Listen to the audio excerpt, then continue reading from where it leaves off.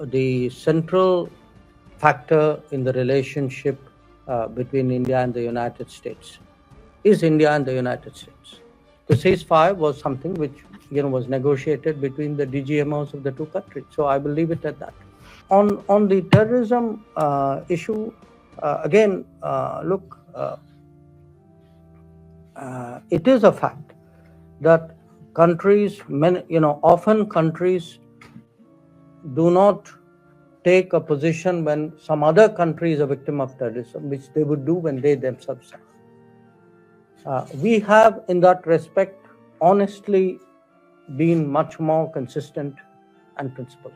Obviously in the mind of a lot of people. What was your initial response at MEA and at Prime Minister's office when President Trump announced ceasefire? Did you immediately reach out to express your disagreement, and how was that taken by the White House?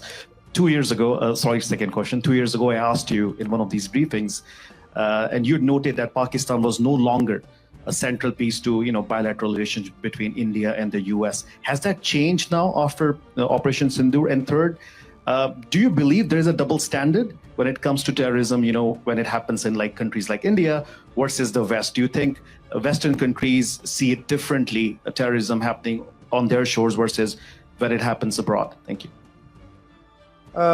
Look, I would say that even today, the central factor in the relationship between India and the United States is India and the United States.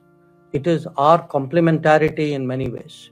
It is the benefits that we get from closer relationship that is actually driving it.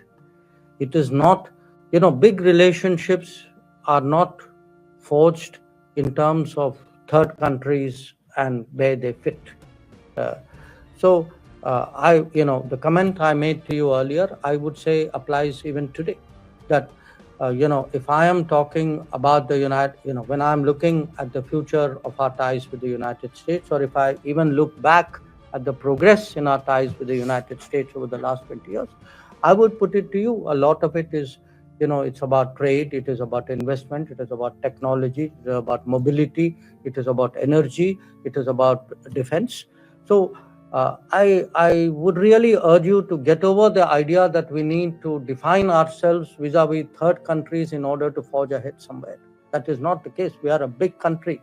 We are, among the top 5 economies of the world. We are the most populous country in the world. Our influence is growing.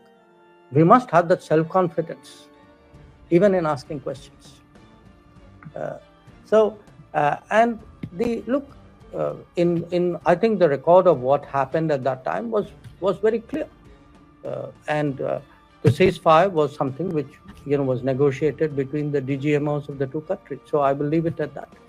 And on the terrorism issue, again, look,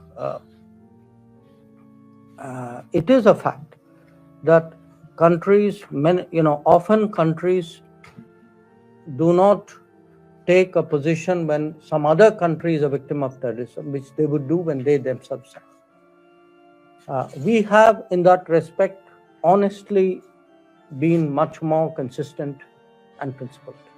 That we have, when terrorist incidents, attacks happen elsewhere, outside India, we have largely followed the same position that we have taken when they have happened in India.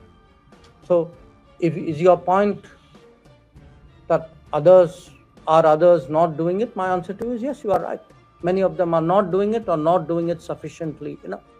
And part of diplomacy is to exhort them, encourage them, persuade them, motivate them to do that.